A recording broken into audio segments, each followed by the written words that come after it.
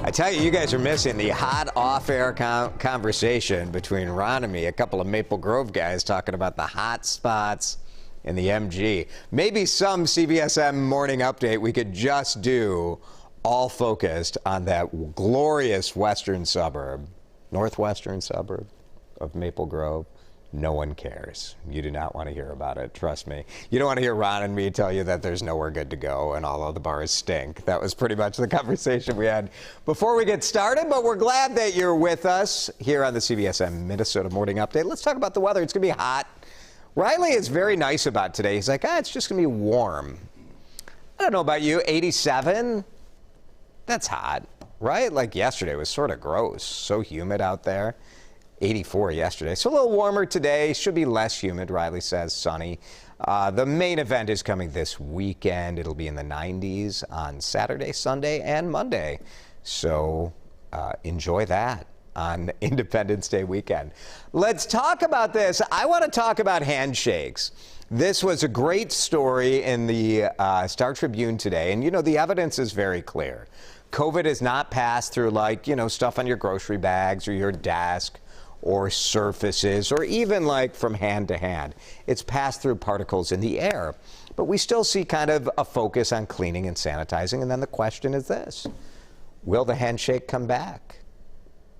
Should it come back? Reporter Richard Chin talked with one of the candidates for mayor in the city of Minneapolis who said, yep, we're back shaking hands. We're doing the grip and grin. But a Mayo Clinic doctor quoted in this story says the handshake should be gone forever. Not because of viruses, mainly because we're sort of gross. The risk is food poisoning. The risk is fecal bacteria. Yeah, just think about that for a moment. So the doc actually called the handshake a bioweapon,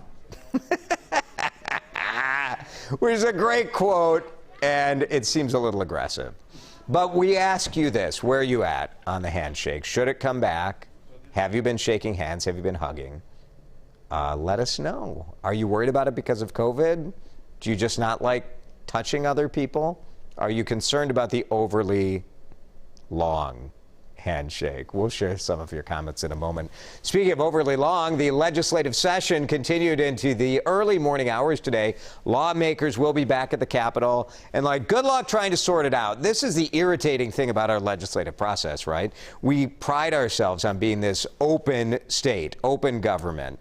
But the reality is, all of these bills that have been voted on, find a legislator who's read through all of them. It's impossible because they work on this behind closed doors. They make a deal and then they have to vote. And so one of the things that happened in the early morning hours is legislators from the House and the Senate did vote to end Minnesota's COVID-19 peacetime emergency and to end it tomorrow. That's a month earlier than the governor had hoped for. So the governor announced plans overnight to end Minnesota's peacetime emergency. So this is sort of confusing.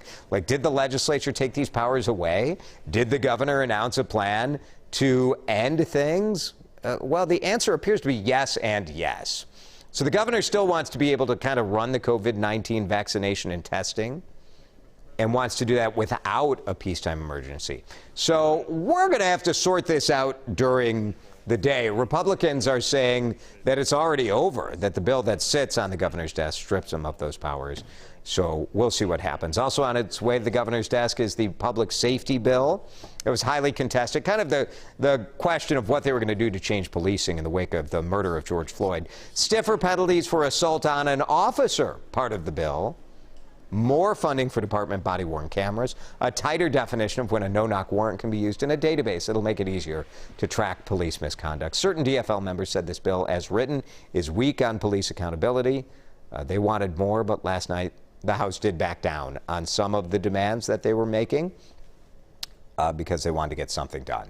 So the bill passed, and it goes to the governor today. Vaccinated or not, you know that if you go on a bus or a light rail train or go to the airport, you still have to wear a mask. And Minnesota Senator Amy Klobuchar is saying it's time for a little clarification from the CDC. I think it's time for them to give us some new information on travel. I believe in science, and you could have good arguments for why you have different rules for buses and trains and planes, but we haven't gotten that guidance for a while. Senator Klobuchar and a group of bipartisan senators also asking the CDC to share any new information.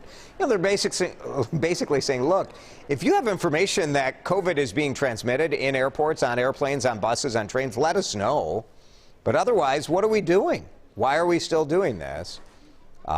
Important conversation, and we'll see what comes of it. Another Minneapolis beach is off limits for swimmers right now. Don't freak out about this. This is sort of Mother Nature at work. The 32nd Street Beach on Bede-Makaska, the latest to close, Park Board does regular testing, and they said, E. coli a little high right now, partially because we haven't had a ton of rain, but sometimes like you get goose poop runoff. There was a sewer backup in St. Louis Park that caused some problems. 3 Minneapolis beaches had to shut down because of that. And so this is why they check, right? We're glad they test it. Back in the day, we all just swam in it, We didn't know. I would argue it made us stronger. This is why the kids today are wimps. It's because they don't swim in a little E. coli. I guess safety and health is important to kids today. All right, fine.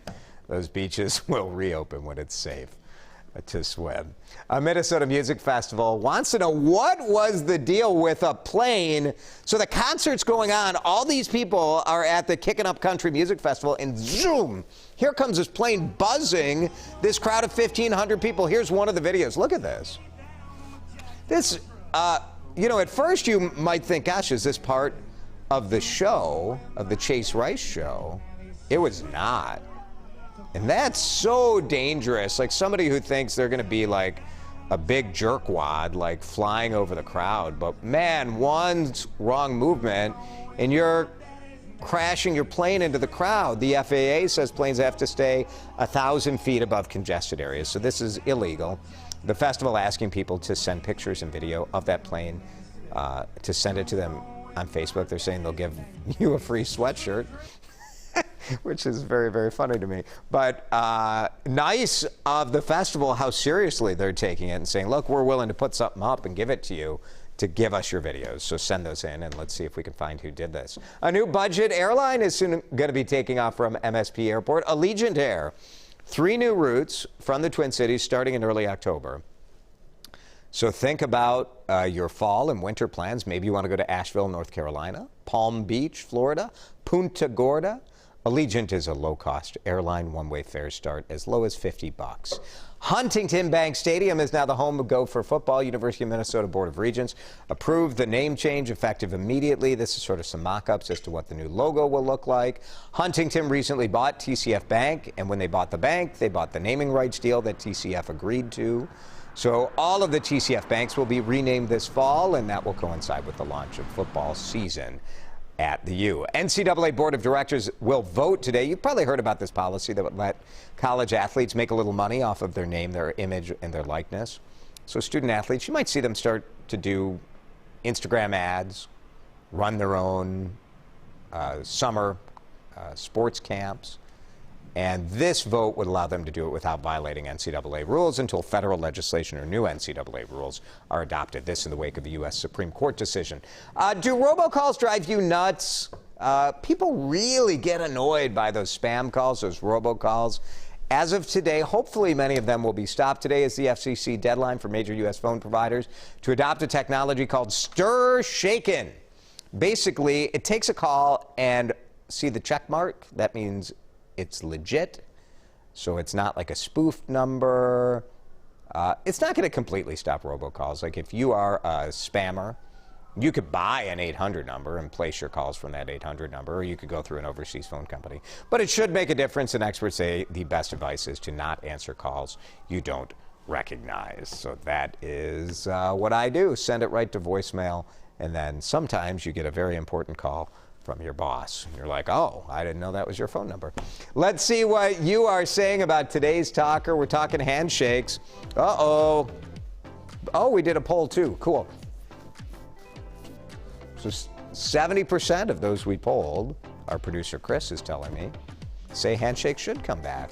That's fun. All right, Becca said she was 100% for the handshake coming back until Jason started talking about fecal matter. Yep. Now I'm not so sure about this. Becca, we've been shaking hands for generations. Little bit of hand poop isn't going to hurt anybody. Thank you. You see, these are the kind of things that I would not say on the regular morning news, but it's special for you guys on CBSN Minnesota. Kimberly says, I had my first handshake in a long time on Monday. I looked at the person's hand for a couple seconds thinking, what am I supposed to do? It's true. I have some friends who are like very, like they're handshakers. And so, yeah, it's been a couple months that I feel like I'm back at it. Linda says, I'm so used to shaking hands. It's a habit passed on from my parents. I do think about it with my kids. Like we have taught the kids like to give a firm handshake and make eye contact. And I'm not quite sure what that's going to be going forward, right? Todd says, some people I know even pre-COVID had already stopped doing it. I guess I'm indifferent. Yeah, you know, Todd, the issue here for some people is personal space, right? And they don't want to be touched. And there may be good reason for it. There may not. Doesn't matter if they don't want it.